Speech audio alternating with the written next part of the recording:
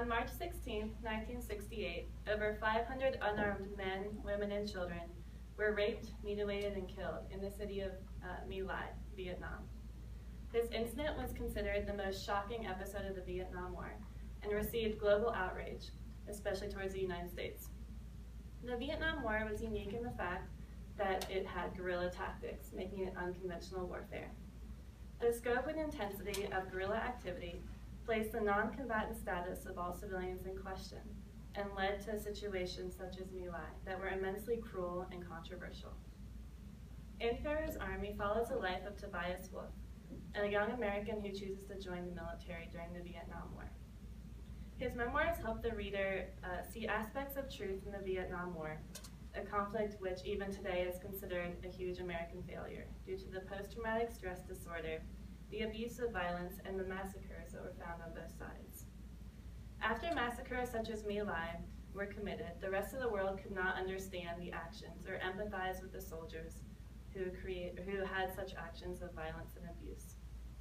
This memoir provides instances of Wolff's life that are not combat related, but portray the defamation of character and the internal struggles that soldiers face during the Vietnam War after being exposed to violent experiences. The actions and internal struggles of these soldiers were the starting point for understanding post-traumatic stress disorder and the reactions that follow. 3 experiences: the reason Wolff initially joins the army, the smashing of Pete's China Bowl, and the death of his pet Vietnamese dog, Con Cho, are all non-combat related experiences, but help the reader sympathize with the soldiers and the effect that the Vietnam War had on their character. My first point is about the initial reason that Wolff joins the army.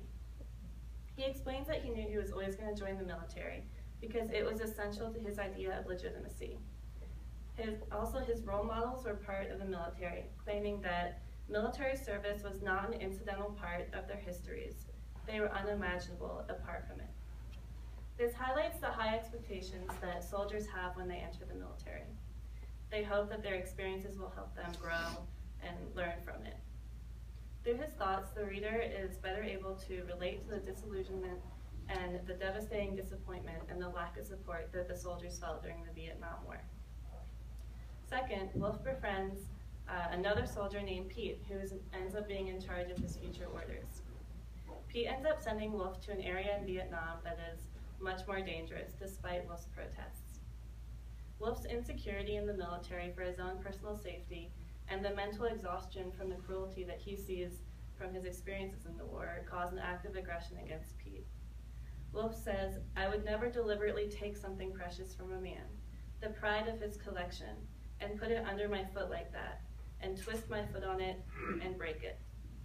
Whether Wolff admits to breaking the bowl or not, it illustrates how experiences in the war damages his moral conscience and also encourages him to release those instincts of aggression.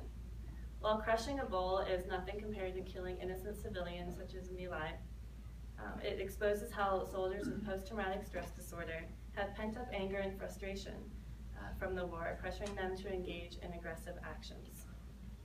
When Wolff is deployed, he comes across a Vietnamese dog, Con Cho, and he adopts his dog as his pet and sees it as a representation of innocence in a place filled with violence and stress. The soldiers stationed with Wolff end up cooking his dog and serving it to him as a meal as a joke.